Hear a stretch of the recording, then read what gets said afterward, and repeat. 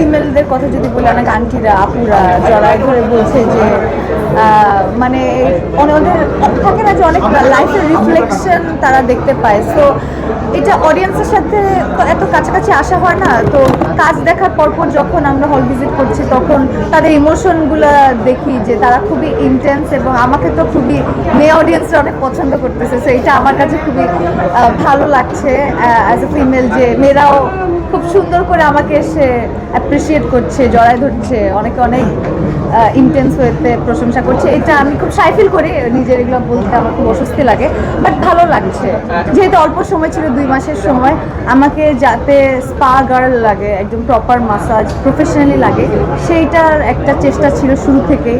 আমি সারাক্ষণই বিভিন্ন মাসাজ সেন্টারে, পার্লারে গিয়ে স্পা করাতাম, নিতাম, দেখতাম, এবং আমরা এরকম রিয়েল ক্যারেক্টার দুজনকে বেছে নিয়েছি, তাদের সাথে আমি রেগুলার টাইম স্পেন্ড করতাম আমার বাসায়, বাইরে, মানে ঘুরে বেড়াতাম তার মনস্তত্ত্বে এবং তার জানি, এবং আমরা যে মানুষটাকে পেয়েছিলাম তার সাথেও আমাদের পাখি চরিত্রের যে জানি সেটা অদ্ভুতভাবে অনেকটা মিলে যায়। এবং আমি থাইল্যান্ডও মাঝখানে গিয়েছিলাম, ওখানেও কিছু যতখানি পেরেছি ট্রেনিং করার ট্রাই করেছি। সো এটা একটা প্রসেস ছিল আমাকে যাতে স্পাগার লাগে, এবং সেই সাথে শুধু ওইটা না, তার মানসিক জায়গাটাকেও বিচরণ করা এবং সেটার মধ্যে এক ধরনের থাকার চেষ্টা। সো যতখানি ইনভলভ হওয়া যায়, যতখানি জীবন থেকে চরিত্রের কাছাকাছি যাওয়া যায়, নেওয়া যায়। আমার তো খুবই ভালো লাগছে, কারণ আফটার হাওয়া আমাকে মানুষ আবার প্রেশার কুকার দিয়ে দেখছে। সো অনেকদিন একটা গ্যাপ ছিল, সো আমিও একটু ভিতরে এক্সাইটেড এবং নার্ভাস ছিলাম যে পাখিকে বা রেশমাকে কীভাবে অডিয়েন্স নিবে বা দেখবে। তো রিলিজের পর থেকে যেভাবে অডিয়েন্স বা সবাই এটা আমার চরিত্রটা নিয়ে কথা বলছে, সেটা তো অ্যাজ অ্যান অ্যাক্টর আমার কাছে খুবই ইন্সপায়ারিং এবং আনন্দের।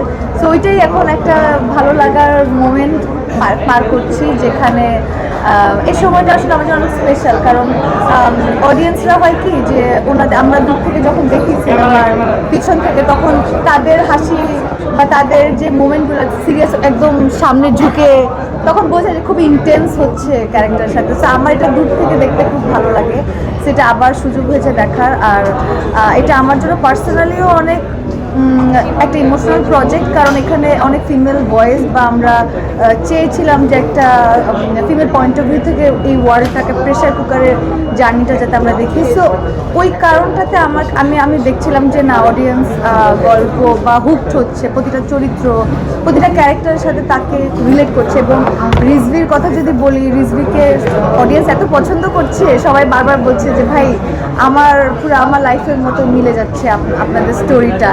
এটা খুবই আমি বলবো যে এটা খুবই আমার কাছে ভালো লাগে যখন দেখি যে অডিয়েন্সরা খুব ডিটেলভাবে সিনেমাটা নিয়ে কথা বলে।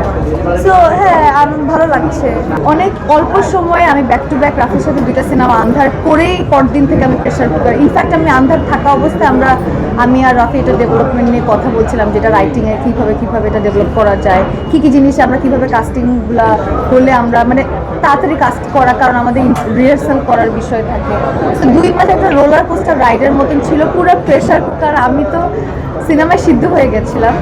এখন দেখি যে সিনেমাতে যে ইন্টেন্স এবং কিছু মোমেন্ট থাকে না, যেটা এটা তো আমাদের অ্যাডাল্ট ফিল্ম, 18+ আমরা বলেছি।